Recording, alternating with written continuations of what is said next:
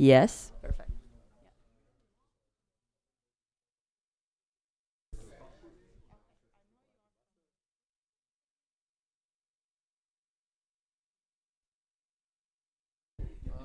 So should we start? It's 9 sharp. Maybe in a couple of minutes, we leave last couple of minutes and then we start with the session of this morning.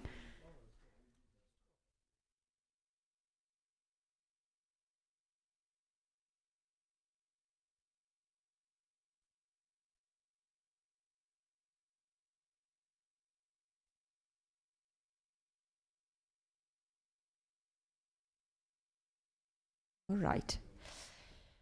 So it has been suggested to, instead of having the talks in these 2 hours and then the questions for the next hour and a half after the break, since there are 8 speakers, each 20 minutes, they don't fit in 2 hours.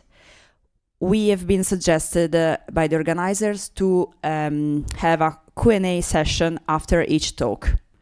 If you all agree, I think this may be, also create a nicer conversation right after each presentation. So we can start with the first speaker of this morning. First of all, welcome everyone. It's nice to see you here. Hopefully other people will joining or following us online. So the first speaker of today is ESA-HRE. Anselmo is, as you maybe already know, is an assistant professor at the University Federico II of Naples. And today, you maybe can introduce your topic, but you are the first speaker of this morning session on fluid physics. Yeah, thank you. If you run presentation. Well, anyway, we know everybody, no? So I'm Anselmo, and I will talk about the main research activity that are carried out at my university, the University of Naples Federico II. No? What we do in this presentation is to talk about the particular binary mixture that show an anomalous behavior of the surface tension with the temperature. So we have some experiment, we have some experience on board parabolic flight, and we have some experiment planned for the space, for an orbital platform. Okay, so let's start.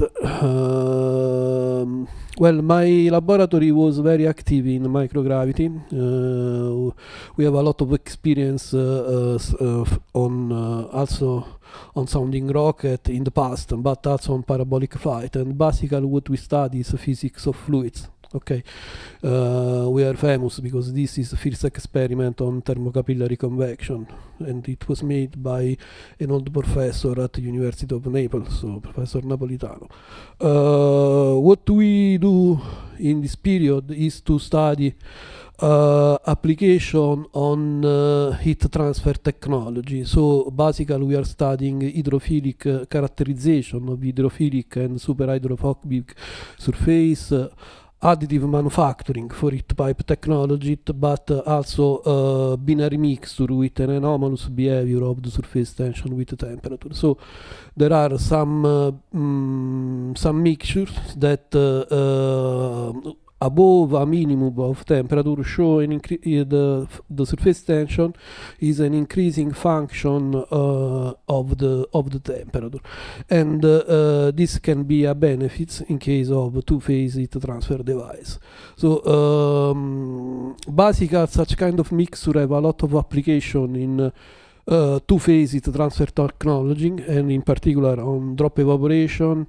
You can find in literature a lot of job in drop evaporation, in pool boiling, but also in heat pipe technology. I mean grooved heat pipe and also pulsating heat pipe. Okay. Okay, so this is basically the behavior of an ordinary liquid, and this is in case of self-revetting fluids. So basically when there is in all heat transfer device, you can have a liquid vapor interface if you have a liquid vapor interface with a thermal gradient, you can have a gradient in the surface tension. So this surface tension can move the liquids toward the cold sides or toward the hot sides, depending on the liquid that you are using. Okay, in case of ordinary liquids, let me show again. In case of ordinary liquids, you have a classical thermocapillary convection direct towards the cold sides. In case of self-react mixture, in some case, in some range of temperature, you can have thermocapillary convection direct towards the hot side. Okay, and such mixture have been applied in two-phase heat transfer technology, and we have experience with also people here in this room on parabolic flights, and also we have some activity on the on space experiment for the International Space Station, but as probably you know, heat transfer host 1, nobody knows what is the status. Okay. Let's start. The main idea is to study the heat and mass transfer convection inside a two-phase heat transfer system like a heat pipe. Okay, we can take the advantage of microgravity. So in microgravity environment, we can study this phenomena in a relatively large system. So the idea is to use a microchannel with a groove section and to study the heat and mass transfer of both ordinary liquids and self-reacting fluids. Okay, this is the experimental setup. This is the microchannel, and in this case we have a experiment on board parabolic flights, and as you can see here, we can check the microgravity relevance for such kind of experiments, because usually due to the hydrostatic pressure, the effect of the liquid distribution is more or less masked by gravity. So only in microgravity we can study the liquid film, the behavior of liquid film along the groove. Okay.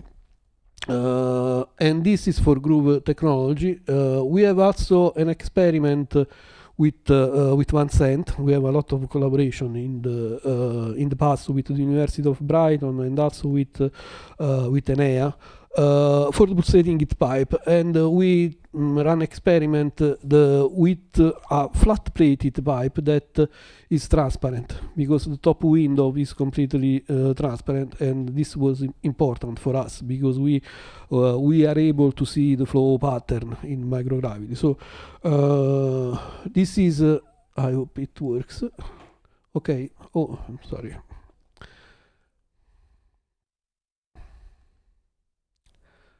Okay, this is in case of liquids, of water, pure water. So it's an ordinary liquids, and as you can see, there are different gravity level: 1G, 0G, and after 2G we have zero gravity. Okay, with an evident dry out condition, because the temperature at the evaporator is increasing a lot, and then go back into gravity condition at the end of parabola. And this is in case. Sorry for the.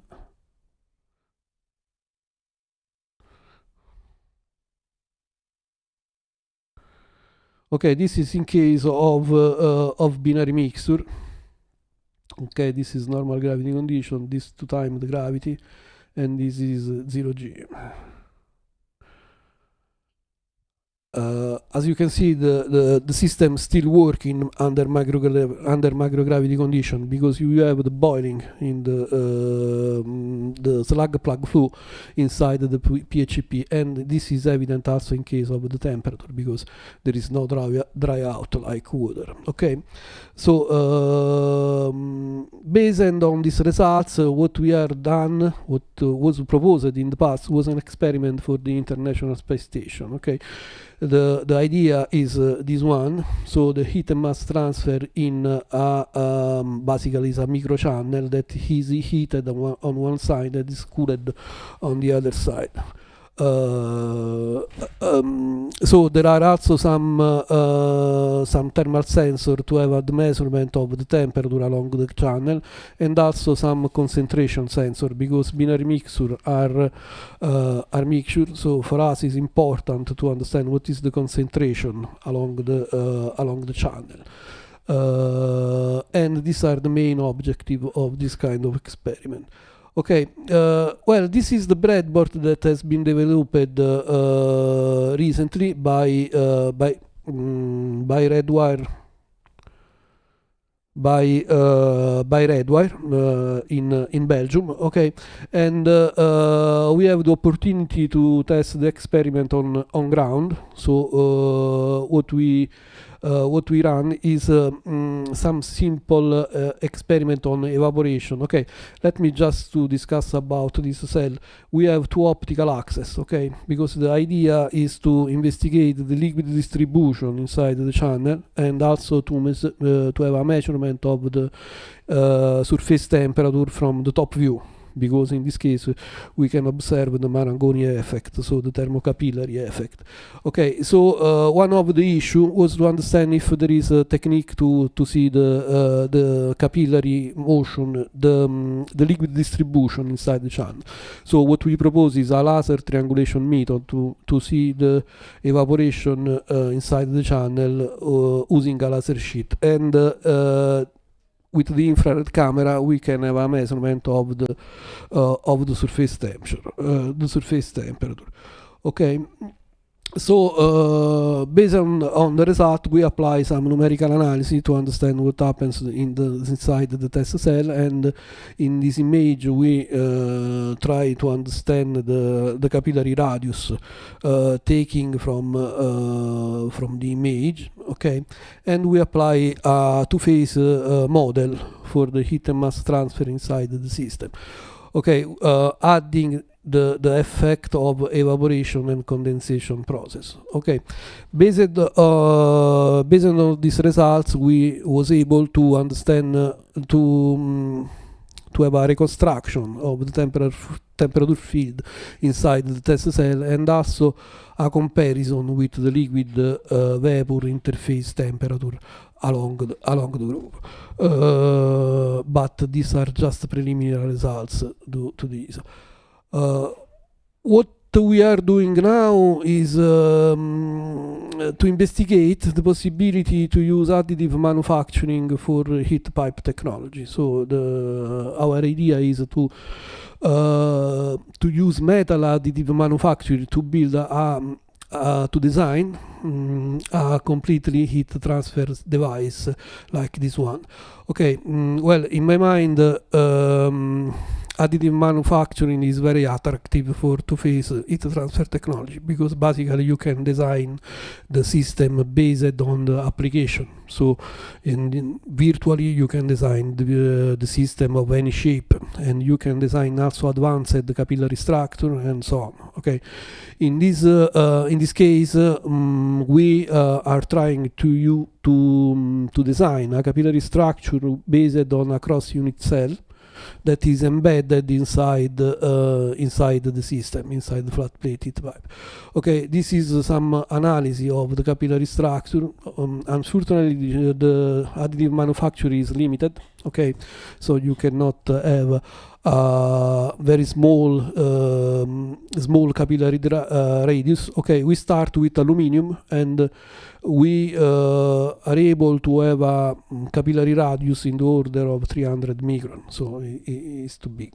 It's a little bit big. Anyway, we run experiments, so we have some preliminary results. Here you can see the liquid distribution inside the capillary structure because of the evaporation, during the evaporation process, and this is the thermal test on the final prototype.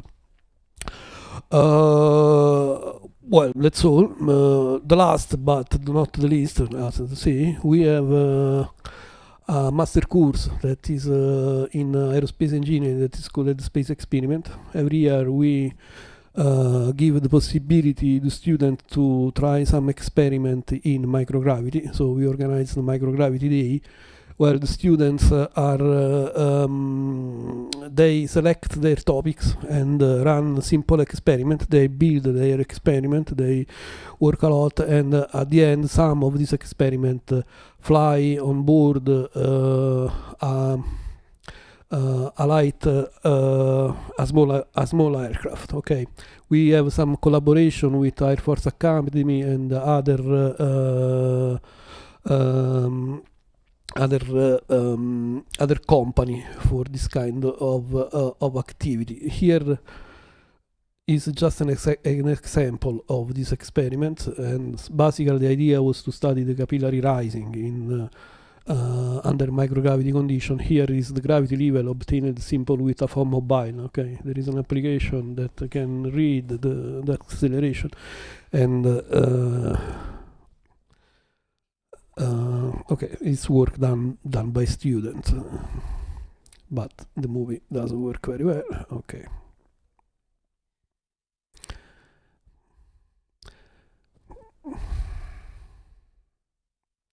Okay, this is gravity. Of course, it's not the ESA parabolic flight. This is something that is for fun. So, anyway, the students seems to be interested. So that's all. This is my conclusion. So the activity on self-regulating fluid is going on. Actually, we have the breadboard that has been developed by ESA, and we have other research activity based on additive manufacturing.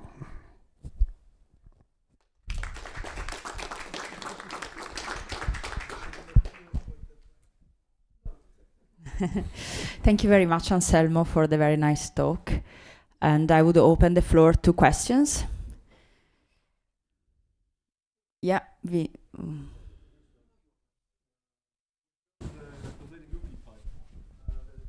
have a mic. Just wait for a second. Loop it pipe, I'm not sure. Pulsating loop pipe. Pulsating pipe. And you've shown that it failed in zero gravity.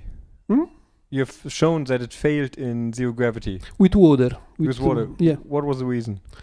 The surface tension of water is very high, and in my mind there is also an effect on the wettability, because the wettability on copper is poor, as you know, is very poor.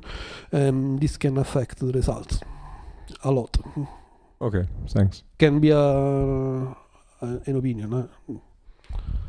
Yeah, maybe there is some answer in the next presentation.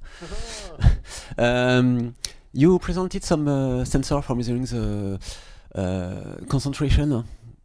No, I do not present results on concentration measurement. No, but you just mentioned that there was some.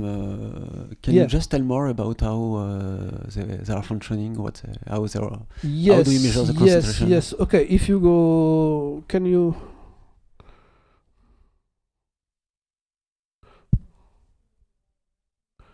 Where is the? Okay.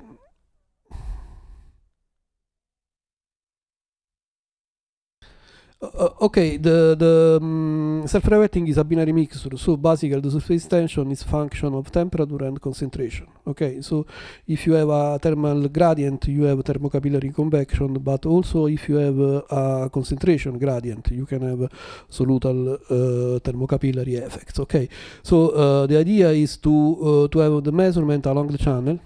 So in the more or less in the same section of the channel, you can put a temperature to understand what is the temperature, and knowing the variation of the surface tension with concentration, you can evaluate the concentration.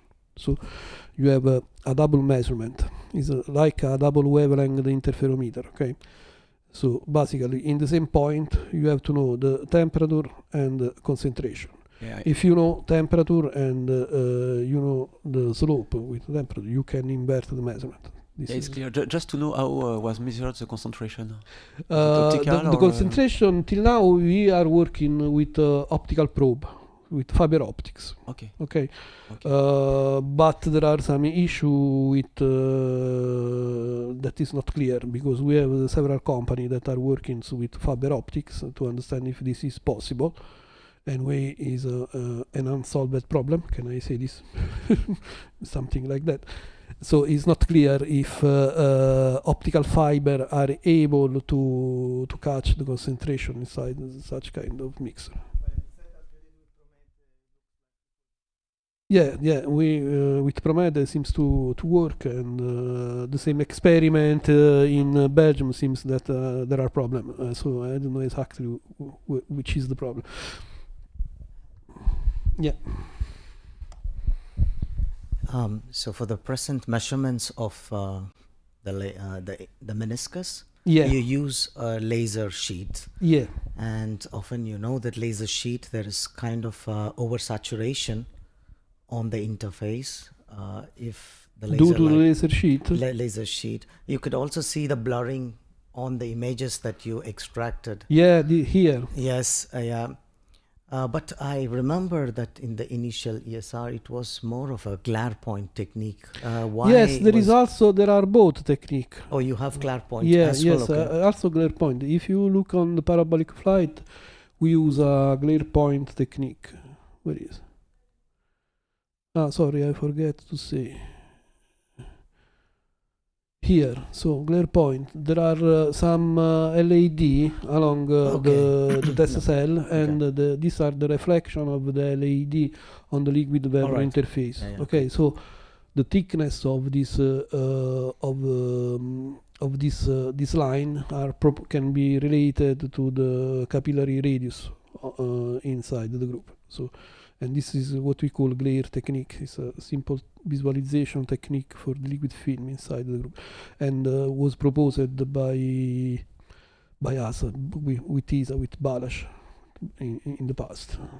And it's very difficult to quantify the capillary radius because you need calibration. But anyway, give information about the liquid distribution if there is a small liquid or a lot of liquids. Okay, because I thought you gave up on this technique, so it's... Yeah, no, you are right. I didn't go in detail in this meeting. Yeah. Right, there's another question. What effect do you expect from the additively manufactured surfaces, because they are typically quite rough and this might influence the wetting?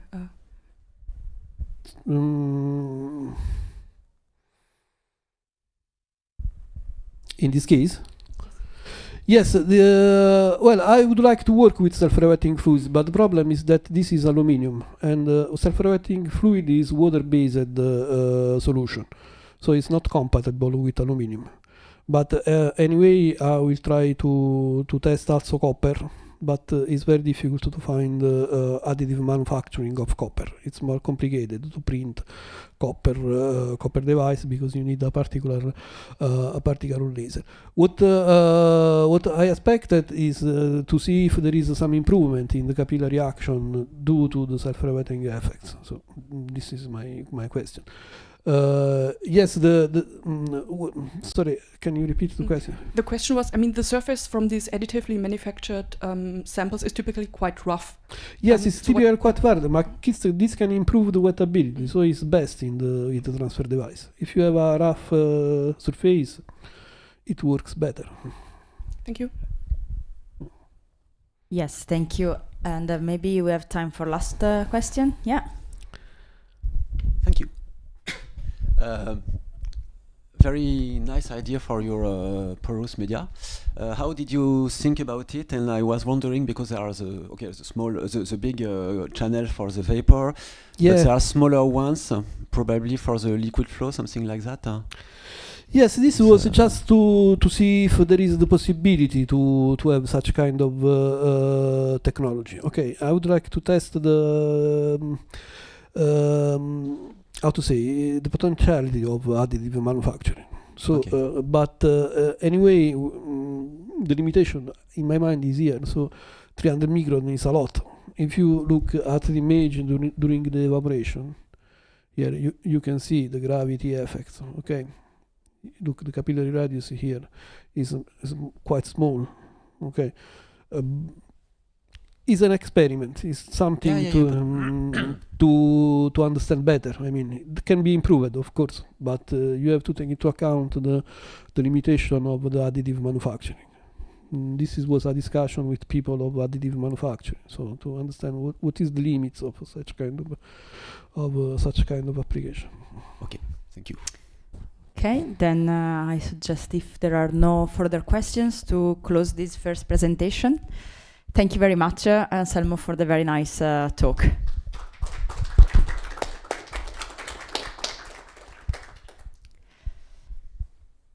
Yes, now I invite the second speaker of today. Maybe grab a mic, and could you load the presentation, please? Yes. So the next speaker is Vincent Ayel, professor. Yes, first author. Is a professor at the Université de Poitiers, E-Prime Lab, right? E-Prime Institute. E-Prime Institute, perfect. P. Seulement P, okay. P-Prime. P-Prime, sorry. P-Prime Lab, yeah. Okay. Pay attention is sensitive, right? And you're going to talk about pulsating heat pipes, it seems. Yeah. So I leave you the floor. Thank you. Thank you very much. The only problem is that I will present activities of pulsating heat pipe linked with ESA project, but for several laboratories. So I will be, it will be very intense. Probably it will last 40 or 50 minutes. Thank you, Chairman. No, it's a joke. Okay, so I will present very roughly results from University of Brighton, Politecnico di Milano, Napoli, Parma, Liverpool, CEA, University Paris-Saclay, Peppermint Institute, and Pisa. So what are pulsating heat pipes? They can be defined as a capillary tube or capillary channel bent several times between hot and cold sources. And because of the capillary dimension of the tube, you can have a separation of the liquid bubbles and liquid slugs and vapor bubbles thanks to capillary menisci. So you can have some kind of, ideally you can have some kind of slug flow pattern that will move with complex two-phase heat and mass transfer, as you can see on these movies, for example, for visible or infrared thermographies, for tubes or flat plate pulsating heat pipe. And the motor, the main motor, the pressure instability between bubbles that are triggered by phenomena like evaporation or boiling phenomena in the evaporator or condensation in the condenser. Sometimes it's connected to put-put or pop-pop boats. They are sensitive to many parameters. The main one is, of course, the tube diameter that generally is designed thanks to the static bond criterion, which is a ratio between capillary and gravity forces. You can see some plots here for different fluids, the higher being water. And also sometimes we consider dynamic criteria, but I won't talk about them. If we consider, for example, tube diameter which is higher than the critical diameter, for here FC72, you can see some movies for vertical pulsating heat pipe but with horizontal channels. So you can see here some stratified flow, the phases are stratified for the diameter above the critical diameter. And under microgravity phases, where the critical diameter does not have sense, the phases are separated by capillary forces. You can see the slug flow with liquid on the right and vapor on the bottom, and some film deposited below. During the ESA MAP projects, many devices have been studied by different partners. Some tubular pulsating heat pipe developed by University of Pisa, Brighton, Milano, sometimes again also Peppermint Institute. Some flat plate PHP, which is a channel engraved or machine inside a metallic plate or a polymeric plate by Peppermint Institute, also Brighton, Napoli, and Liverpool. And from the first prototype we developed in the frame of the ESA MAP project IMWIP, 2 prototypes have been designed and constructed for to be tested under ISS or heat transfer host one or other low Earth orbit methods. 19 parabolic flight campaigns have been done, 300 rockets experiments, many ground tests, and also the development of an advanced PHP simulation code by the CEA and numerical WOF study by University of Brighton. Then, for example, an example of thermal characterization of the pulsating heat pipe. Here is a tubular space pulsating heat pipe that have been tested with methanol on ground, so with a diameter which is below the critical diameter, so which will have some kind of slug flow. And it appears when we plot the thermal resistance as function of heat power that we have some kind of stable operation, whatever the orientation. Orientation are horizontal, vertical bottom heat mode, favorable, and vertical top heat mode, unfavorable orientations. Of course, the higher thermal resistance, lower thermal performances are for the unfavorable orientation. You can see the thermal resistance curves here for 2 condenser temperature. And what you can see also is that it decreases with heat power. The more power you put, the more it works efficiently, and the performance tends to converge all together for higher heat power inputs. Very characteristics of pulsating heat pipes. They also tested this device under parabolic flat campaigns, for example here with FC72, so for critical diameter below the diameter of the tube, so on ground it's stratified. Under microgravity it should be a slug flow, and they, for example here they tested a startup during a microgravity phases here, and they observed that there was a startup of the oscillation thanks to the pressure sensor after 10 seconds of heat power applied. And also it can be seen thanks to the thermal sensors that have been put inside the fluid directly, and also during the startup of the external thermocouples outside of the device. We can see the evaporator zone increasing with a kind of first slope when it doesn't operate, and after a second lower slope when it operates. So they prove that it can work efficiently under microgravity phases. During this time also, University of Brighton, mainly in Pisa, tried to develop some flow pattern maps for accelerated two-phase capillary flows, thanks to their single loop PHP with optical access to sapphire tubes separating the hot zones and the cold zones. And they try to draw a map using a modified dimensionless number where gravity is replaced by acceleration of the fluid, of the menisci. And for example, you can see some correlations for the coalescence limit, for the limit between slug plug dominant flow and transitional flow, and also another limit for the transition and the semi-annular flow. In the same way, we try to do the same for the flat plate pulsating heat pipe. We observe very also interesting things. The interest is that we can see the overall flow, as has been mentioned by Anselmo previously. Just look here, you have 2 menisci during 1G or 2G acceleration, and you can see that the menisci during microgravity are deepening here. And you can observe also a capillary flow in the corners that we join and trigger some pressure instability that provoke some motion of the liquid plugs even without heat power applied. So during these phases, during normal G until micro G, we can have some capillary flow in the corners that will act the menisci very differently than we have in cylindrical tube pulsating heat pipes. Another movie, so I'm sorry because I have, yeah, just start and stop if you can, start and pause. Can you pause? No, not stop, pause, just pause. Yes, pause. Ow, I will do it.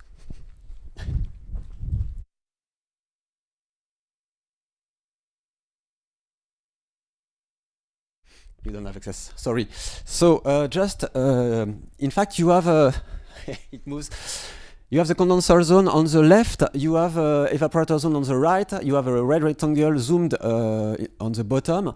And so during microgravity phases only, you have, it's dried out, it's slug flow, you can see all the menisci. And during dry out phases, between dry out phases, you have some kind of reactivation phases that are triggered by some flow of small liquid plugs, you can see here, that will move towards the evaporator zone, being harshly evaporated, increasing the local pressure that is transmitted simultaneously, sorry, it's difficult, to the other channels. But you can see also that we have a huge transition between a classical slug flow and an semi-annular flow because all the menisci are broken during these phases. Okay, so when we could track the menisci, when there was some menisci, we could plot their position, we could derivate having their velocity, and we try to draw a map in a similar way than University of Brighton for tubular PHPs. But in fact, all those points correspond to the transition between slug and annular. So they are not situated in the same zone than they have been located for the tubular PHP. So probably the square shape of the channels leads to different criterion, different configurations that we had for tubular PHPs. But yes, these are still to be continued. We also played with momentum equation, knowing the length, the mass, the velocity of the liquid plugs, knowing the viscous forces. We could also work on identify the difference of pressure between both sides of the liquid slugs, showing that this difference of pressure in statical conditions is also a criterion for the breakage of the meniscus, so for the transition flow. We can have a transition even in static condition, I mean. So this dimensionless number have been proposed by the team of Brighton, making numerical VOF modeling activities on accelerating Taylor bubble breakup regions, and they also draw a map for trying to determine the zones thanks to the Weber number and the modified Freund number, where we have the breakup of the menisci, and depending on these two parameters. So yes, the pressure difference between both menisci is of huge importance in our configuration. They also played with oscillation of the menisci. So they made an oscillation of the pressure at one hand on the tube, and they tried to determine the effect of flow oscillation on the liquid film dynamics. So on the heat transfer characteristic for elongated vapor slugs within heated microchannels, showing the importance of the thin film evaporation during those processes. Thin film evaporation, as mentioned by Vadim Nikolaev, is one of the key parameters for the efficiency of pulsating heat pipe. So you have a deposited film that can be harshly evaporated. And thanks to University of Parma, we try to identify the heat transfer coefficient during thin film evaporation, thanks to the heated copper tube, yes, were crossed by a meniscus during leading to evaporation. So we plotted, thanks to infrared camera, the map of the spatial temporal map of the temperature, and thanks to inverse methods dealt by University of Parma, we could identify the heat transfer coefficient with some mean value around 10 power 5 watt per square meter Kelvin, which is very intense for such processes. Due to the importance of thin film evaporation, also the Politecnico di Milano tried to developed the novel twin background subtraction technique for measuring simultaneously the thickness and the temperature of the thin films, thanks to infrared camera on the sapphire tube and two background with two different temperatures, hot and cold background with a mirror. They tested it on the space PHP thanks to the sapphire tube that was present on the device, permitting visible visualization and infrared thermography with these two backgrounds. And you can see an example of the post-processing of this film with the temperature. The color determines the temperature, and the thickness is on the right side, so you can have some film thickness between around 10 micrometers to 100 micrometers. Moving and corresponding to the measurement correspond to the position of the visible camera also. So it's a quite promising technology for measuring such thin films. You can see also the temperature increasing coming back from the evaporator, and so on. Very quickly, thanks to Anselmo, I will present exactly what he shown previously. So the importance of self-rating fluid or binary mixtures can be very relevant for enhancing the thermal performances. For example, just very quickly, when we plotted the temperature increase during microgravity phases that he presented, you have a temperature increase during transient phases. Here for the self-rating fluid, which is much, much lower than we obtain with water, pure water, or even FC72, showing that with such direction, we can greatly enhance the performance of pulsating heat pipe. We also perform ground tests for several mixtures, several fluids, showing that it is a very promising way to follow. Okay, not last but not least, the PHP simulating code developed by Vadim Nikolaev from CEA is here in the room. So he developed a 1D model for PHP design tool on tube size bubble only. The principle is he break the tube, he develop projected on a straight axis, and impose periodic boundary conditions, evaporation, adiabatic, and condensation zone along the tube as it is for the real case. Then many things are to say. The bubble is not model. The curvature of the meniscus is not model, but it's represented by a lump shape and with a constant thickness, film thickness deposited. And you can have also some dry spot and liquid film along a single, same vapor bubble. You can represent multi-source and multi-sinks along the tube.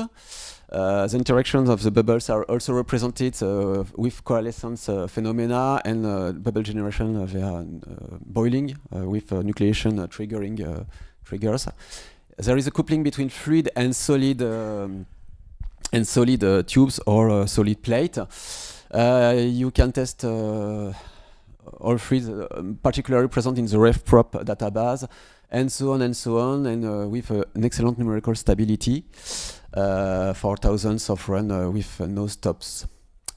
You can set the input parameters in a specific data file, and the output is post-processed thanks to a specific software. And you can also have the PHP viewer where you can see the plug and film dynamics. So the liquid plugs are represented in blue, the thin film are represented in purple, and the dried spots, the vapor phase, in white cream. You can see the temperature wall distribution along the time, and also the temperature liquid distribution. And here you can see an example of video post-processed, and it's very nice and very in a qualitative way, because I can't talk about quantitative, but it seems to follow what have been observed experimentally in our devices. So it's a very promising tool. The slide in on an annex, but there is also an experimental device that is actually fabricated to validate accurately this tool. I will just finish. Okay, this presentation, not the last slide, but during ESA map project Top Death, there was also it wanted to be build some flexible or foldable pulsating heat pipe for flexibility inside for space application, for example. One of those were designed by University of Brighton and Liverpool, and you have in fact 3 sheets of polypropylene that were welded by a laser sheet, and so it's very thin. You have two different hydraulic diameter, different number of turns, and test with different fluids. Also under parabolic flight campaign, you can see some infrared flow tracking during parabola for a flat device or a 75-degree bended device. And also they try to track the velocity field during parabola. And from their results, I don't know about this, but just they develop also a 3D printed polymeric flat plate pulsating heat pipe, so that can be folded very arch, and that seems to work and to transfer. So it's made by stereolithography with resin 3D printing. It seems to operate quite efficiently with it powers from 5 to 30 watts, and without, most important, without leakages that have been detected during all their process of tests. The last one is deployable pulsating heat pipes that have been developed by University of Pisa, also in collaboration with other university. The purpose is to have yes, a deployable PHP where, for example, the radiant panel of space that deploy by itself when we have to remove some heat from the evaporator, and so the tube are bended to permit this this deployability. They tested it under we tested it under parabolic flat compense, and they show that during microgravity the behavior seems to be quite similar to what was observed during normal and hypergravity phases. It seems also quite promising. The ultimate purpose is to have the deployability which is self-made by shape memory allows by varying the temperature. It leads to the movement, the motion of the radiant panel by itself. The conclusion, I will go very fast, just to say that 20 seconds of microgravity are very too short for a so huge system, thermal system with a huge inertia, and there is a real need for a long-time test under microgravity for such systems. Thank you very much for your attention.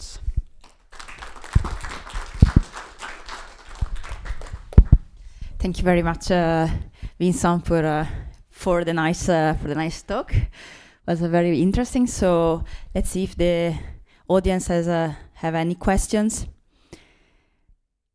Otherwise, okay, yeah, I see 2 questions. I don't know. Yeah. Nice talk. I wanted to ask you a question about the meniscus problem. So in microgravity, you did the comparison of the meniscus. There are the meniscus that's rising. So the meniscus drops down. Yeah. And does the wall completely gets wetted by the fluid until the top? In fact, the two thin film join together from one meniscus to the other. Up, sorry for the... Tac. It's just here, up, Yes, up, here. up. I have to come back. Yeah, probably. If I do that, yeah, it works. So you can see here they are deepening during microgravity. Yes. You have capillary flow in the corners. Yes. So is this flow goes until the top? Yeah. You can see that there is also a flow And from then the other side. Yes. They join together, in fact. So if it's open to the top with a flat. No, it's not open because you have some turns, you know, it's turns, serpentine, I think is a serpentine. Yes, I understand. But if it's open, do you think it will wet the flat portion also? Instead of coming down, the connectivity makes it to go up? Yeah, probably. Okay. Yeah, probably it will... it will come wait, out. it will wait. It will wait the wall until the top of the wall, and yeah, I think it starts flowing. Okay, because this is quite important. We observe such phenomena for just injection systems in microgravity. Yeah. Okay. You see a half-filled injection system, when it goes to microgravity, it starts coming out automatically. So we have an understanding. This is the first question. The second question: how did you visualize the infrared measurements in a closed containment? Thanks to in fact you can do it only with a sapphire window or which are transparent to infrared. Okay, but even then we are not very successful in doing the exact measurements. But you're looking quantitatively or qualitatively? In fact, we didn't do it for we did it, but not for temperature measurement for flat plates, just for separation of phases to see how we can better track the menisci. But for the tubular PHP, that has been done by Politecnico di Milano. Sorry, here. In fact, they have they made a lot of validation techniques. First, they did it with 2 flat windows, and after they do it with a tube like that, just a simple tube. But you have 2 thickness. Two film thickness on bottom and top, so they made a lot of validation tests to. So you are able to obtain it quantitatively, or still? Okay, it seems to work quite efficiently, and from their experience, it seems that the film thickness corresponds to what have been observed under reality. maybe the temperature. Maybe there is some kind of discrepancy for temperature measurements, but it seems because temperature is constant here almost. Yeah, it's constant, but we are here in adiabatic zone. The sapphire tube in the adiabatic zone. Okay. So there is no so huge temperature difference from one side to the other. Okay. All right. This is a problem with tubular PHP, that we cannot have the visualization on the overall session of the PHP. Okay. Okay. Thank you. All right, thank you. There was another question behind, maybe. Thank you. Morning. Can you just explain a bit more about this deployable PHP? The part that I kind of missed was, is it operating and deploying? So what is there to look at, or is it just No, in flexible fact, and in fact, during deploys? during the the purpose was to have something self-deploying by shape memory allows, but during the project they could only test with aluminium, so if not self-deploying, it was deploying by mechanical devices. So first they tested that this device could work under several deployable orientation and also under microgravity. First of all, and then they also test in parallel the possibility of having something deploying, but just for one single branch, with a specific shape memory allow and without fluid inside. It's just a branch, it's just a tube, you know. And what has not been done is to have some kind of PHP with such shape memory allows to have the final concept. No, I understood that, but I'm just wondering, what is the, like, when the heat pipe starts working? Because if it's deployed, then it's just a mechanical thing to look at, or you like to no, okay. I think the purpose is to, if it has to remove it, it deployed, and if if it doesn't have, it's come back to its normal position, you know, to have some kind of thermal diode, you know. Heats up, it deploys by itself. I understand that, but I just want to see that whether this is a thermal issue or it's a mechanical issue you're looking. No, thermal. But A thermal issue, yes. When it heats up, it deploys. no, I understand that, but what I'm saying is, you can just do that without having anything to do with the pulsating heat pipe. Yeah, but it's passive. No, okay. Maybe I just talk later.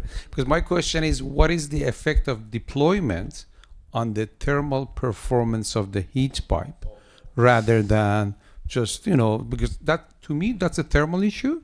The shape memory, it's in the realm of solid mechanics. Yeah, no, the thermal issue, I think the purpose was to show that whatever the orientation, it will work, it will deploy, and it will remove it from the hot source to the cold source. That's it.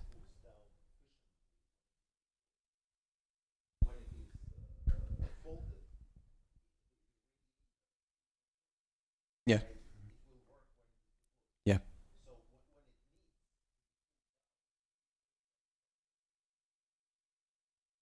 Okay. Thank you. All right. Any other questions? Maybe I have a question just to conclude. I was looking at your velocity profile, where you were detecting the maximum velocity and defining that as a transition between To slug to annular. slug flow. to annular.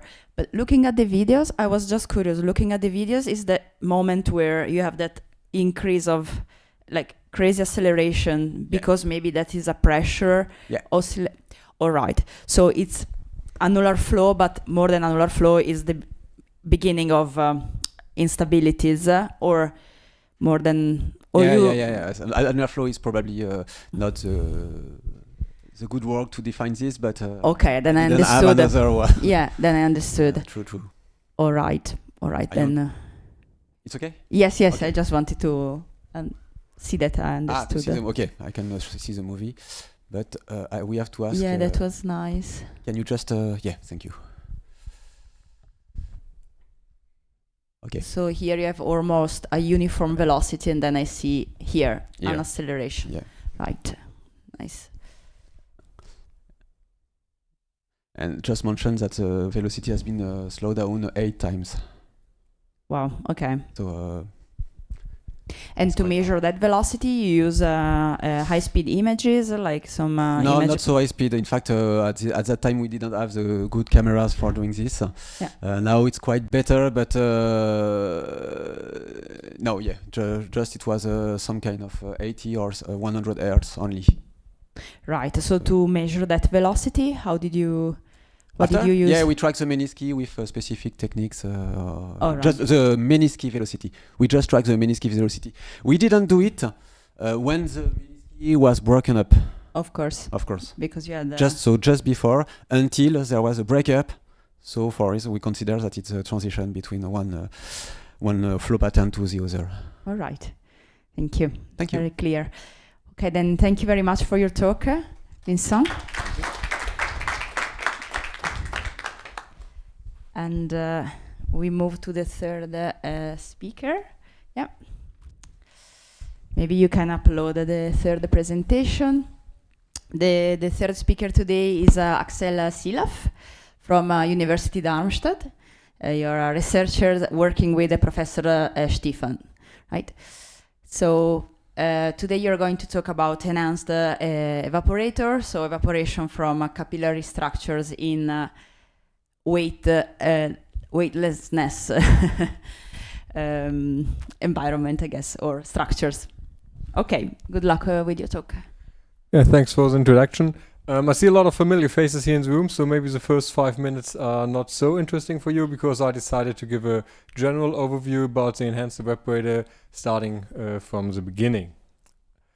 So, what is evaporation? So if you don't know what evaporation is, you might look up in the dictionary, and I did the same, and I found in Britannica that evaporation is a process where a fluid goes into the vapor phase, and here it's mentioned where it is below the temperature at which it boils. And when I read this, I realized why some people who are not in the two-phase physics phase have some struggles to understand what evaporation is, because technically this is not 100% correct. So maybe keep it like that. What is the difference between boiling and evaporation, to explain evaporation a bit more in detail? If we have boiling, we have a fluid, and the phase change, which was mentioned here in the text from Britannica, normally happens inside the fluid, completely surrounded by the fluid. And if you boil an egg or boil some water, whatever, normally it's at the heated surface. Evaporation, like if you have a puddle, if you walked here in the morning, you saw several of them, they also get wet at some time, but normally they don't boil, so you don't burn your feet if you step into a puddle, because water has a boiling temperature of 100 degrees at 1 bar. So evaporation is more or less a phase change at the free surface from the liquid to the vapor. And what I was struggling about it, that if you have a more component system like you have in here, air and water, you look at the local concentration and the partial pressure, and thereby you define the boiling point of the water. And here you have air around it, so the boiling point will be below 100 degrees, so the puddle will evaporate. And here, as there's normally a lot of gas at the bottom, here we don't have gas, so we have a pure component. And in the pure component, the boiling point in evaporation and boiling is the same, like we have seen in the talk from Vincent. If you're talking about a PHP, you have a thin film, you have evaporation, but in the tube you don't have air normally. Vincent talked about it, that we want to get rid of non-condensable gases, and then the boiling point for evaporation and boiling will be the same. Why evaporation is important? I think all of you have a device like that. This is a heat pipe I built out from my broken notebook. So you have a part here in the middle, here's the CPU, and you have two fans on the side to get the heat away. So what is done in here? We have evaporation in the heat pipe. We bring the heat over here and here to the other side. We have condensation in there, similar to the pulsating loop heat pipe, to bring the heat away. But if you don't use it in your notebook, if you use it in your smartphone or whatever, you can also turn the direction. So normally fluid is flowing down, but you can turn your smartphone and thereby also your heat pipe, and it will still work. So what we need is also some kind of capillary structure, which was also shown in the talk before. So if you open up this heat pipe, you will have a capillary structure which is taking care, bringing the liquid to the evaporator side, wherever the evaporator side will be. Bottom, top, right, left, doesn't matter. And we have some wetting issues in the inside of the heat pipes, where the liquid here is or has to wet a solid wall for evaporation. So what we have done so far on Earth, for sure we did some ground experiments. Here you see a capillary structure. I mentioned we need the capillary structure to transport the fluid to the evaporator. And we have a free surface because we just put some fluid here on the top, and above that there will be vapor, so we have evaporation.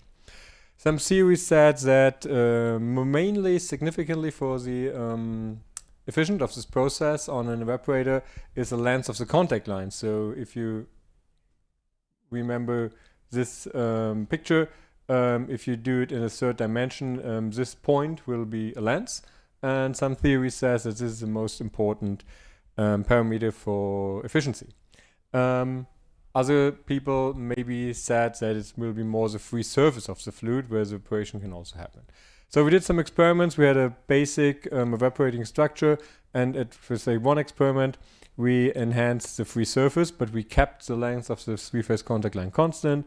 In the otherwise we enhanced the length of the three-phase contact line, but we kept the free surface constant, and we saw that we have an increasement for smaller structure, but there was not a real significant value, because otherwise we would have expect that two of these lines lay on each other. So if you argue that just the line length of the contact line length is important, then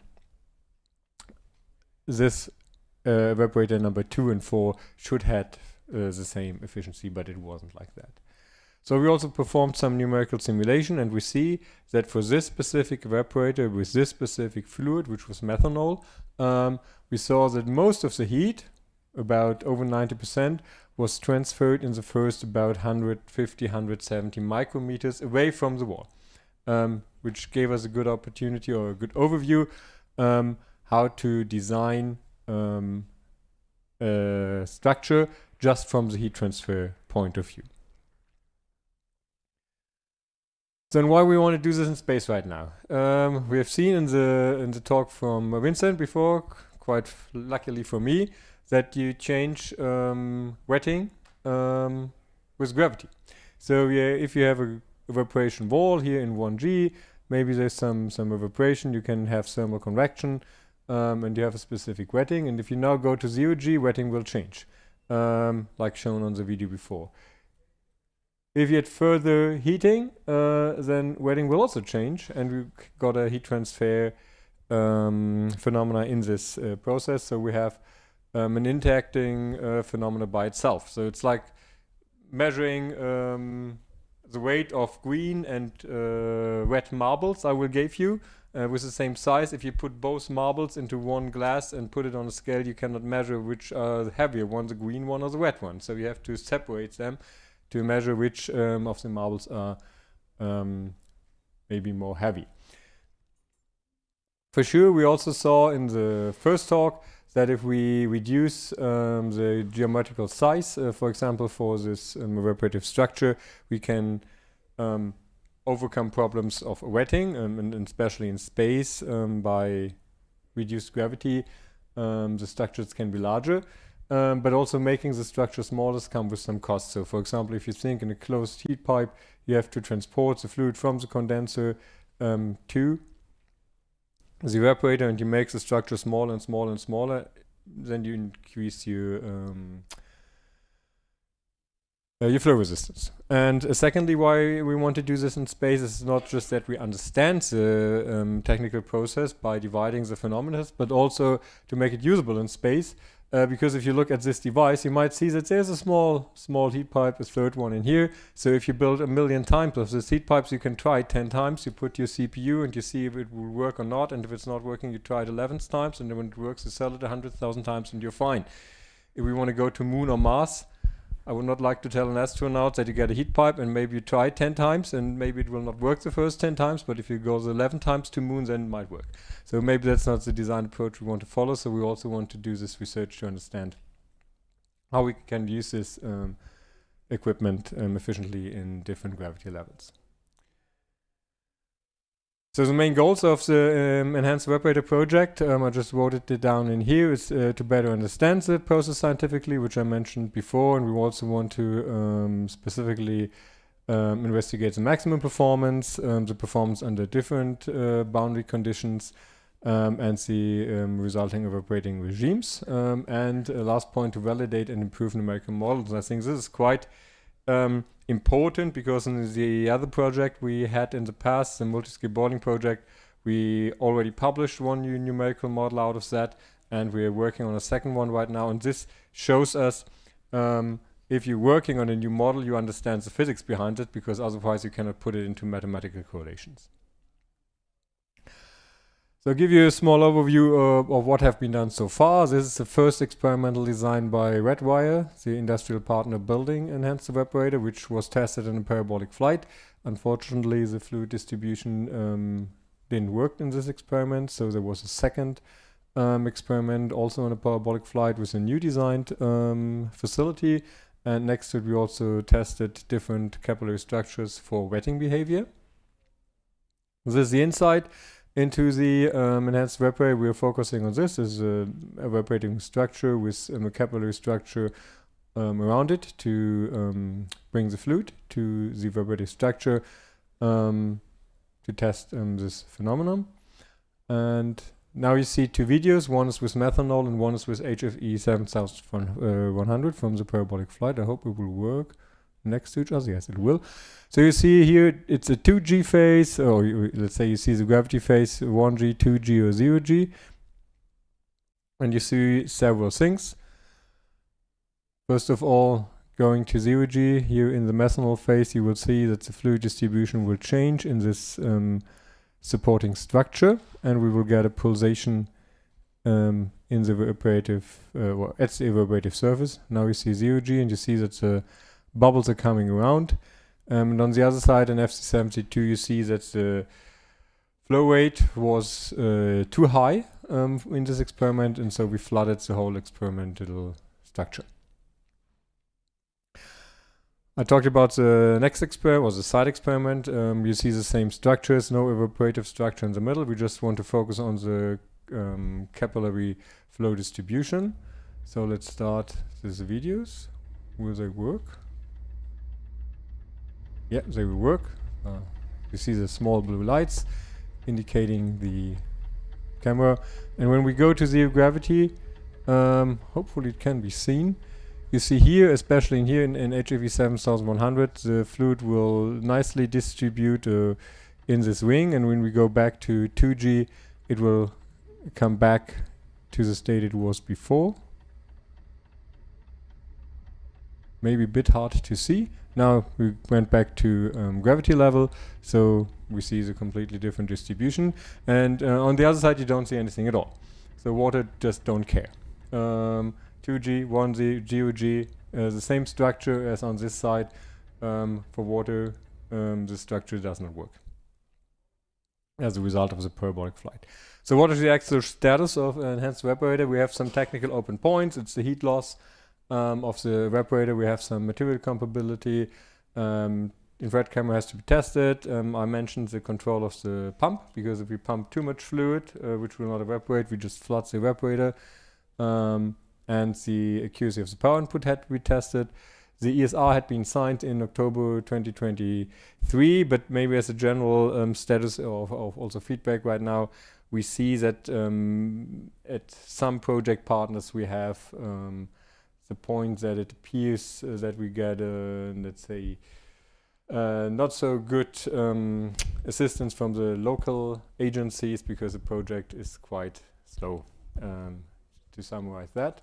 But what we did to, let's say, work further on that, we did a comparable experiment on ground in our lab. You can see here similar evaporative structure and a condenser to have a closed loop, slightly adapted for the gravitational conditions. And then we can also assist the project with lab experimental work. With this, I'm finished. I want to thank you for your attention and open for questions, ideas. Thank you very much. Critics. Yeah, thank you, Claire. yeah. Okay, let's see if the audience have any questions to Axel. Yeah, Vincent. Maybe we'll bring you. Thank you. Can you just? I didn't understand very well. Can you go back to the movies with methanol and HRE? This one? No. Yes, this one I didn't understand. No, the one before, just before. Yeah. In fact, your evaporator are horizontal. Yes. Okay. And they are feeded. It's just a central circle which is heated. You see here, it's a copper surface from the evaporator, and it's maybe we can see it better on this picture. Yeah. So you see here is the copper surface, and you have here the capillary structure, and you can see here, if you look slightly through that capillary structure, there's still some copper. So this is the whole evaporator, and there's a hole connected to a pump, and the pump will, let's say, grab the fluid from the condenser and bring it back to the evaporator. Okay, but the evaporator is a central copper structure, no? Sorry? What you call evaporator is a central structure. This is this one, yeah. So this is a heated evaporator. Yeah, okay. But the problem is, in Earth gravity, we do the experiments, let's say, we can show you on this slide. Here we do the experiment, let's say, a bit more easily, because we just pump fluid through this hole, and then we have, let's say, a backflow, which is just slightly higher, so we can pump more fluid, and the evaporator will get the fluid it can evaporate just by the capillary forces. So if we pump too much fluid, it doesn't matter, it will just run back to the reservoir by gravity. For the space experiment, it's more complicated because it will not run back by gravity, so we have to find a solution to support the evaporative structure. Like here, with the good amount of fluid, and we're also discussing that, because pumping too much or pumping too less might have an influence on the experimental results. So a solution has to be found how to control, let's say, a specific level of fluid in the capillary structure. Just one more question. We For see sure. many droplets for HRE 7100 on the top, and they are not being evaporated. This was a point where I talked about material compatibilities, so maybe there's some impurities on the surface. Okay, but you're right, they shouldn't be there. Okay, but you have some capillary flow in the grooves. Yes, we have some capillary flow in the grooves, especially for methanol. When you put the right amount of fluid, like here for methanol, you see that we have some fluctuations here. So we have a capillary flow. For sure, you know, you have G-jitter in the plane, so it's not perfectly smooth. But there will be some, or there is some capillary flow in the evaporator. Thank you. Yeah, one question. Vadim? I'm not sure what we see in this video actually in the channels, because it's, what is it? We see some corrugation of surfaces, or what? It's some waves, capillary waves in it. I don't know what kind of structure you can. Let's say the main reason for this test was to see if the fluid distribution will work, because in the test I've shown you before, the design which was proposed by the industrial partner didn't work at all. So the fluid was not in the evaporator or was just running around from the condenser. So with a new design, with a parabolic flight, we tried to assure that the fluid distribution will work. So the aim, what we see, is that we have some fluid motion in here, and that we don't have, let's say, a completely flooding by the fluid is just flying somewhere else. So it was more technical approval for the technical proposal than a scientific experiment. Okay.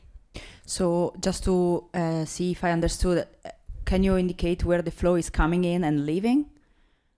Is always radially, or Somewhere underneath here, there's a small hole. I have to, I don't know, maybe it's under the here. grid? You mean? Yeah. Under the grid, there's Yeah. a small hole, To and the fluid is pumped through this hole Yeah. in this capillary structure, and then is leaving by evaporation in the best case. Sorry? You can see it? I think this bottom part is There? where this manifold. You mean? Yeah, it looks like it. The I pipe. think this is a ring. I think this is a hole, but it doesn't matter. Ah, So right. the fluid is coming from the window. If you look in this direction to this capillary structure, and then, as I mentioned before, you have to bring so much fluid as you evaporate, and then there's the fluid Right. leaving by evaporation. Right, so you have to constantly tune the rate of fluid that you are providing based on the heat flux that you have, because to make sure that you end up Exactly. drying. Taking this technical approach, you have to have a controlled pump, Yeah. assuring you a constant level of liquid in the capillary structure. And what is the advantage to have this? Because to me it looks more complicated, but maybe there are advantages that I don't grab. The advantage against what, let's say, if you took the To a normal two-phase pumped loop where you keep a constant mass flow instead of having this controlled pump. Let's say, first of all, the advantage against this one was that this one was not working because of the fluid distribution was just somewhere in the cell. Honestly, I don't really I don't really got the question, because when we separate the evaporator from the condenser, which we need for, let's say, insulation purposes, mainly, we have to bring the liquid somehow to the evaporator, and Yeah. if we suck it, for example, by capillary forces, then the capillary forces, we need a strong, at least a sufficient gradient, so that the evaporator will be supported. So our Yeah. capillary forces has to be going bigger and bigger and bigger with a gradial capillary force to the condenser, which is also not very simple. And to keep it frankly, the design is made by the industrial partner, and not by us. So we are writing I the was just requirements curious. and giving It some, seems very interesting anyway. I was just curious to understand a bit more. we and can give some hints and advices, but of course, they can follow, but they don't have to. makes sense. You say they usually don't follow our advisement, but All right. Are there further questions on this talk? Then we can close this presentation. Thank you very, very much, Sel. And now invite the fourth speaker. Maybe the presentation can be uploaded. So the fourth speaker is Robin Bechle. Am I pronouncing it correctly? Yes, correct. All right. Robin is a PhD student in the same group as Axel, I believe, from University of Darmstadt under the supervision of Professor Stefan. So today you're going to talk about thermocapillary convection in thin films. Yes, thank so you. And with that, I will start. My supervisor is also Tatjana Gambarian-Reusmann, and I will be presenting the Marangoni in films experiment today. First, I want to give you a quick recap or explanation what Marangoni convection is. We already heard it in the morning, but first I would like to start with the very famous Tears of Wine experiment. I guess most of you already witnessed this one when you are drinking wine or beverages with a higher percentage in alcohol. So when you swivel the glass, you will have a very thin liquid film here at the side, and then I'll do a very unpopular statement. Wine is just water and alcohol. I know, it's shocking, But the alcohol here on the side of the liquid, side of the wall, will evaporate faster than in the remaining bulk liquid, and therefore we have up here more water than down here. Water has a higher surface tension than alcohol, and therefore we will have higher surface tension here, and this will induce a flow. So actually the liquid will be flowing from down here to up there. And then as we are here on Earth, there's gravity and we will have those tiers forming. So this is one part of Marangoni convection, the so-called solutocapillarity. However, there's also a thermocapillarity, and this is what we are dealing with. So we have a copper substrate shown down here with sinusoidal grooves. And there we put a very thin liquid film on top. And in this case, it's just a pure liquid. So there we don't have any mixtures. The liquid will be heated with throughout the substrate. So the substrate will be heated and therefore the liquid. The liquid will start to evaporate and therefore we will get a thermal gradient along the liquid gas interface. So we have temperature fluctuations. And if the temperature of a liquid increases, so does the surface tension decrease. So that means on the colder regions we have a higher surface tension than on the hotter regions. And this will lead again to a flow from low surface tension areas to high surface tension areas. So in that case, from the crests to the valley, and our liquid will start to deform, and it will look something like this over here. So this is what we are trying to investigate. But first, why do we need this? Why it is important for us? So first, here on Earth, there are some applications, as we already talked about this in the morning. We have again heat pipes where this is very important. So when there is thermal management, we have temperature gradients and they will lead to Marangoni stresses. Then also in inkjet printing, there we have a ink droplet, which is a mixture and it's also drying. So we'll have temperature gradients and concentration gradients leading to soluto and thermal capillarity, as well as in the self-assembly of nanoparticles, as well as in interfacial dynamics. Okay, but this is here on Earth. So there's gravity. So gravity is very dominant, so it will play a role when we are doing our measurements, as we have free convection in the liquid. When the liquid evaporates, we will have some vapor building, and in this vapor, which is right above our liquid, we will also have a density difference, which are dependent on the gravity, and as well as the hydrostatic pressure, which tries to stabilize our film so it's becoming flat again.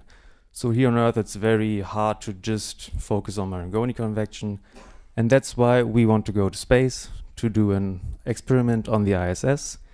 And therefore, we are part of Heat Transfer Host 2, which will hopefully be launched next year with our experiment, where we can then do measurements in microgravity. The science team is us, TU Darmstadt, and ULB TIPS is also heavily involved, as well as IT, LU, and AMU.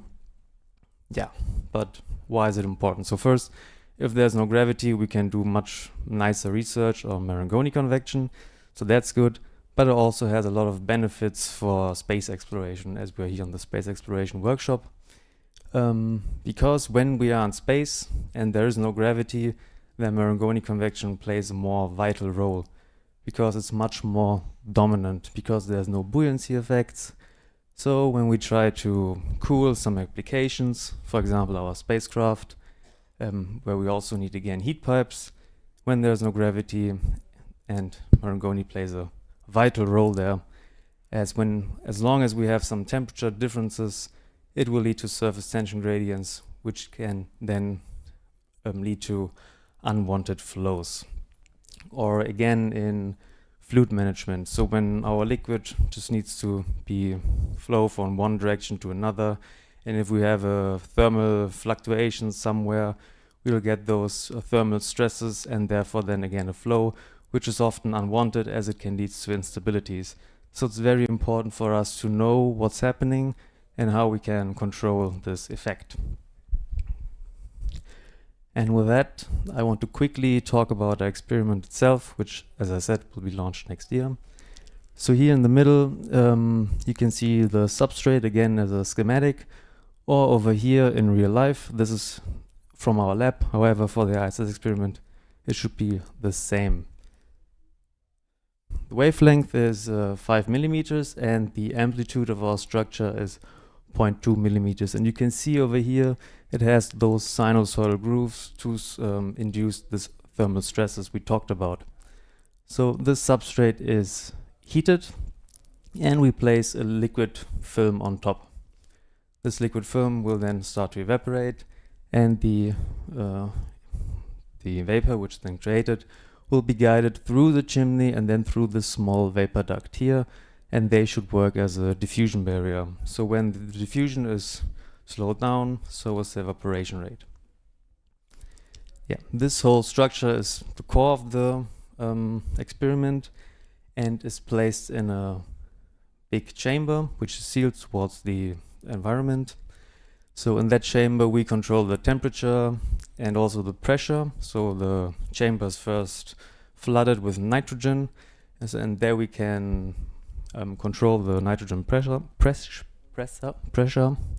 and also the initial relative saturation in from our liquid. So our liquid is HFE 7100, and we can set the initial vapor content too. But what are we exactly measuring? So we have laser interferometry shown here, where we can measure the rising vapor clouds, and with that we can determine the evaporation rate.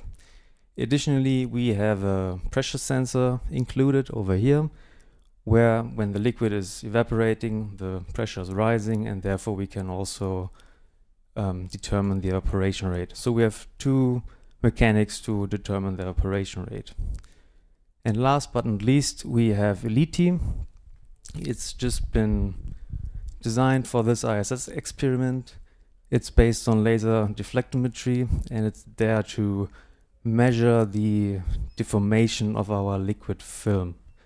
So when Marangoni stresses start to lead to flow or liquid deformation, our measurement device can then measure those deformations. And with that, I would like to talk a little bit about some results we recently published. The results were obtained in the first breadboard campaign and the engineering model test campaign. And what you can see over here is, for some test cases, the evaporation rate over time for one single injection. So we inject the liquid onto our substrate and then let it evaporate. And what you can see here on one side is that first we have a very sharp increase in evaporation rate because the liquid has just been injected, and then it hits some sort of plateau. This is due to our chimney structure, as it slowed down evaporation due to the diffusion barrier. So this system works quite well, and what you can see here in the colors are the different measurement methods. So in green, these are the results from the interferometry based system, in blue from our pressure sensor, and in purple we also did some simulations where you can see the results there. Yeah, so what else can we see? We can see that all the methods to determine the evaporation rate are working quite well, and they are fitting. So that's quite nice, especially for this case. In other cases, sometimes the simulation is a little bit under-predicting, but the interferometry and the pressure-based system are always giving good matching results. Okay, now if we just look at this plateau and use one of those values to make it better comparable, we can have a better overview of these results. So what we can see again here is this plateau value for the evaporation rate, and now it's shown over different temperatures. And what you can see is quite intuitive. With rising temperature, also the evaporation rate increases. Then again, evaporation rate over the initial nitrogen pressure, also quite intuitive. When the initial pressure of nitrogen is decreasing, the evaporation rate increases. And lastly, we varied the initial saturation. So when the initial vapor saturation or concentration in our test chamber is increased, the evaporation rates also decrease. So that is also what we expected. And in the colors, you can again see the different methods of how we determined this evaporation rates. However, what you can see here in purple again is the simulations, and they were conducted for 1G and for 0G cases. And what you can see is that the evaporation rate for the 0G cases is a lot lower than the cases for 1G. So that means we have lower evaporation rates in microgravity, and that leads also to the problem that if we have lower evaporation rates, we'll have less heat transfer. So in our cases, if we want to use this in space applications, we need to account that for. So that's very important for space applications. But why is that the case? So here I brought a little excerpt from the simulation. So again here we have our chamber, and the red dashed line, you can see the computational domain. And over here you can see the results. In that case, it's a 1D axisymmetric simulation. So what we can see here in blue is the evaporating surface. That's where our liquid is. Here is the chimney structure, and here this vapor duct. And in the colors, you can see the molar fraction of our vapor inside the chamber, and the lines are the streamlines. So for the 0G case, it's quite nice. The streamlines are very uniform. However, for the 1G case, we have those recirculation areas. And if we have a closer look at the velocities, we can also see why is that happening. So if we look at the velocity over here, we can see in the dashed line, it's the case for 0G. There we just have a positive velocity. That means the vapor is just rising up, so uniformly rising up. However, in the 1G case, we have first a negative velocity and then a positive velocity. And this is due to this recirculation area. This you can also see in the vapor duct. For the 0G case, just a positive velocity. That means the vapor is just exiting our chamber. However, in 1G, we have this sort of backflow. So that means we have a backflow. This leads to this recirculating areas, and this is enhancement in the evaporation rate. Okay, but now I talked a lot about evaporation, but the experiment is called Marangoni firm, so what about Marangoni? As I said, we are using the LITI measurement, which was just designed for our experiment, to look at the surface deformation. And what you can see here is a typical result in 3D.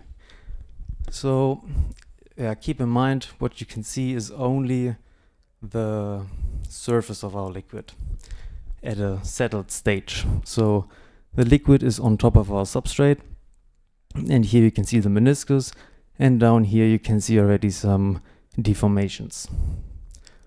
Here you can see the top view, and here you can just see a sectional view. So this is just extracted from here to better see the deformations.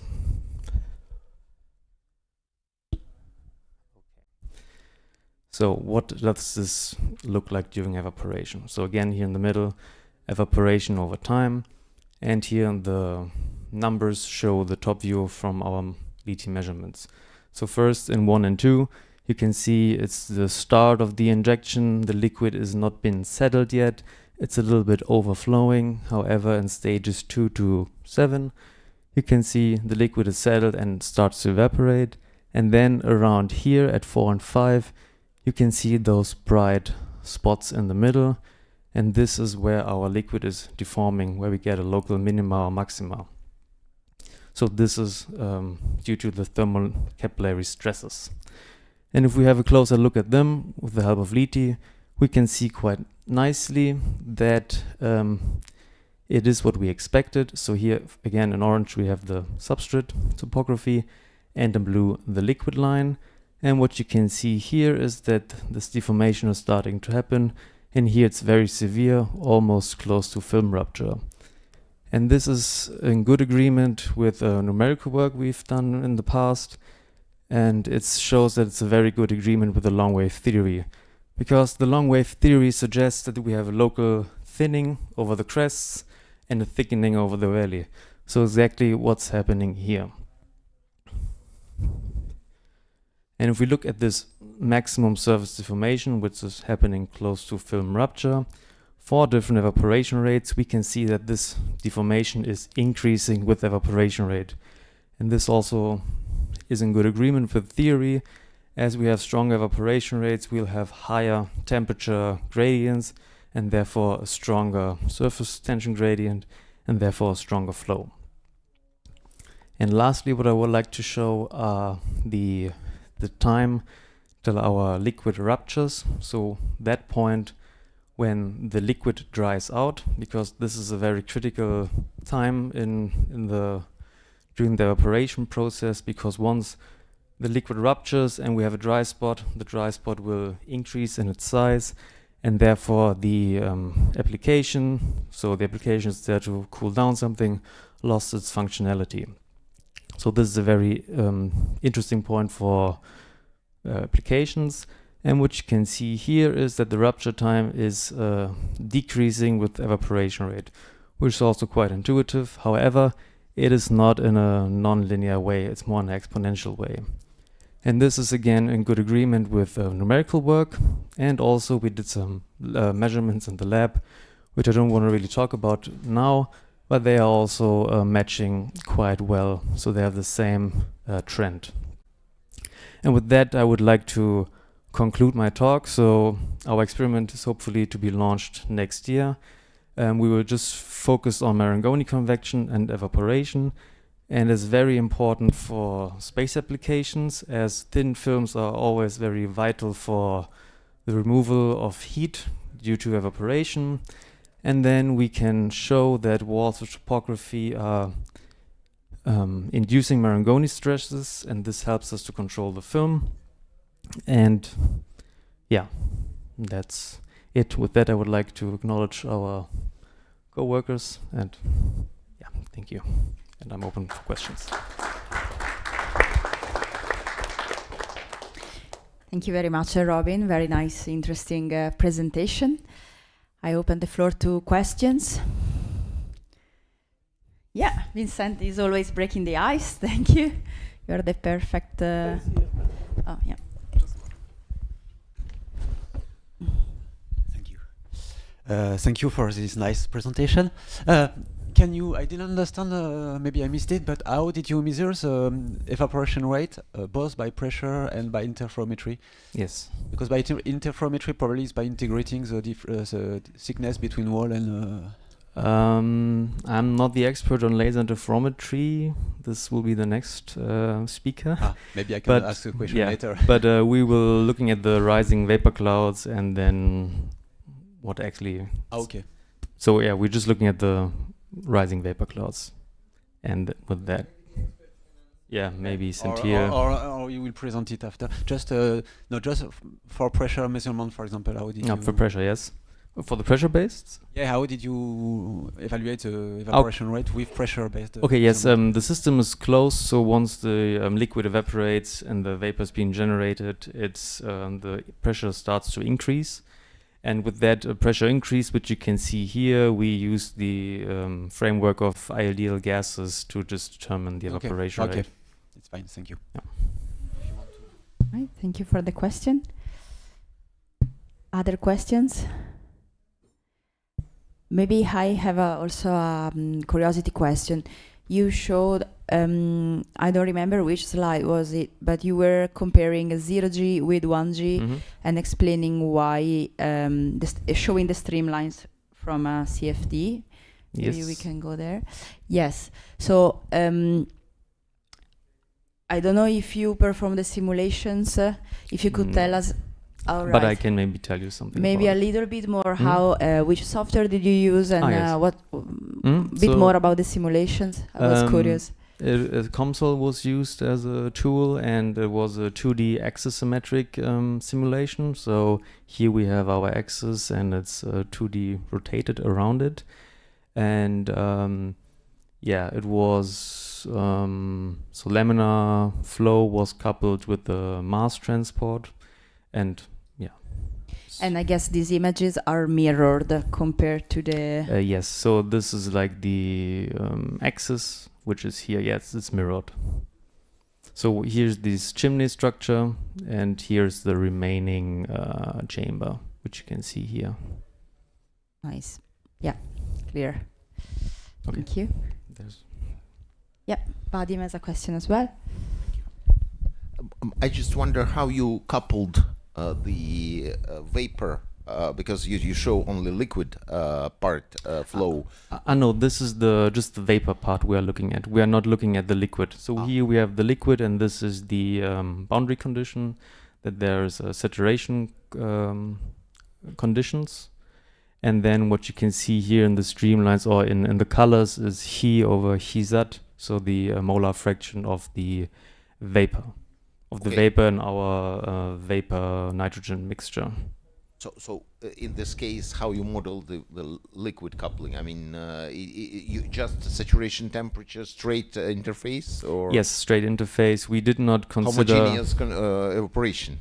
Not homogeneous evaporation, but so it's just a flat interface, and it has a saturation concentration, as I said, but also the velocity of the vapor, which is like extruding, like coming out, is coupled via the evaporation rate, which is dependent on the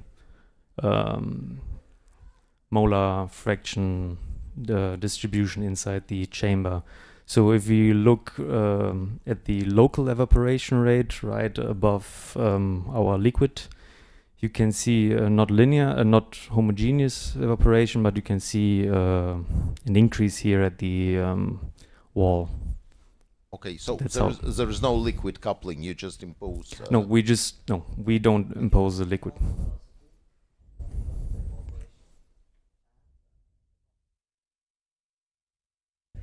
Yeah, so we're just looking at the gas phase. So when in real situation it can change, because here you will have some modulation due to deformation of the surface. Of course, yes. And that's why we assume that in some cases, for example, here, where we have the high evaporation rates, we have underprediction of our numerical model. And that could be one reason, because we didn't couple the deformation. These is the simulations you're referring to, are those? Yes. So with those simulations, we estimate the evaporation rate, which should take place and over time, and this is what you can see over here in the purple dashed line. So in some cases they're matching quite well when there's probably moderate Marangoni convection, but in other cases where it's a bit underpredicting, it might be of help if we model the liquid phase. Yeah, correct. Right. There's another question. Maybe a naive question. Do you expect a lot of differences between the shape of the interface between 1G and 0G? Yes, in 1G we still have gravity trying to flatten out our film, so in 0G this deformation will be much more pronounced and much more stronger. Okay, what will be the stabilizing mechanism in 0G for the interface to still remain an interface? So this, So we are very close to the wall, so we have capillary forces over there. So we also did parabolic flights a couple of years back to check if the injection system, which was proposed by the engineering team, is working. So this is also a picture of that. I did not bring the results for that, but you could see quite nice. So we wanted to check if the liquid will remain here on those edges, or if it will just fly off and be everywhere. But in the parabolic flights we could show that the liquid is actually pinning at those edges here. However, in parabolic flights not enough time to let it evaporate. So that's why we need the International Space Station. Clear. All right. There's another question. If you let the HFE evaporate from just a liquid pool, I think you also have Marangoni cells which are forming just due to the evaporation. Is this effect somehow combining, or is it completely overridden by the effect you have from your structured surface? It can be combined. However, we chose the wave, like the topography, like this, that we have a much higher wavelength than amplitude, so it should just impose the long wave Marangoni effects. However, in the lab, I did some measurements on that too, and I saw that with very high temperature cases, the film got very unstable. So I had a deformation showing similar to here. However, over time you could see some fluctuations. I don't have this measurement system, LITI. I only have a confocal line sensor on the lab. But for the higher temperature cases, you could see some, as I said, dynamic behavior too. So what I'm believing is that in that case, we have long wave and short wave Marangoni cells overlapping. Yeah. Thank you. Okay, so no further questions. I think we can close this presentation. Thank you very much, Thank you. Robin. Nice work. And I think we have a coffee break coming in 15 minutes. So maybe we could continue with the other talk after the coffee break, so the person has enough time to go through the presentation and related questions, if you all agree to break 15 minutes before.